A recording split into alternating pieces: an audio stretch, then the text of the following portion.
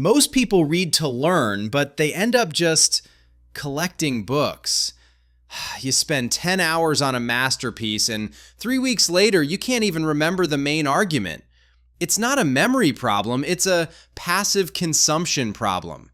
Today, we're moving beyond highlighting and rereading. I'm going to show you the 3 active protocols that actually rewire your brain to keep what you read.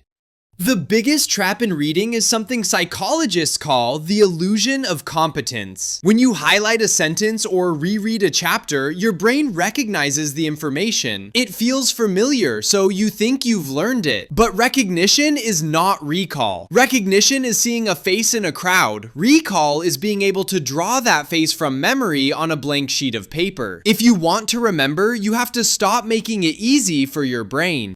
First, we use the 3-pass approach, a method used by researchers at Stanford to digest complex papers. Pass 1 is the scan. You spend 10 minutes reading the intro, the conclusion, and the subheadings. You're building a mental map so your brain knows where to file the details later. Pass 2 is the grasp. You read the content but skip the heavy data or footnotes. You're looking for the what.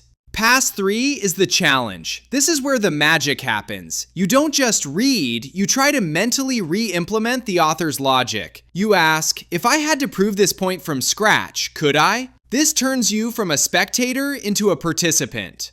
Next is the generation effect. Science shows that your brain prioritizes information it creates over information it receives. Instead of taking notes while you read, try free recall. Finish a chapter, close the book, and grab a blank sheet of paper. Write down everything you remember, no matter how messy. This struggle to pull information out of your head strengthens the neural pathways. It's like a workout for your memory. If you didn't struggle to remember it now, you won't remember it later. Finally, use context matching. Your brain is a survival machine, not a storage unit. It deletes information it thinks is useless. If you read a book on negotiation while you're actually preparing for a salary review, your retention will skyrocket because the brain has a biological hook for that data.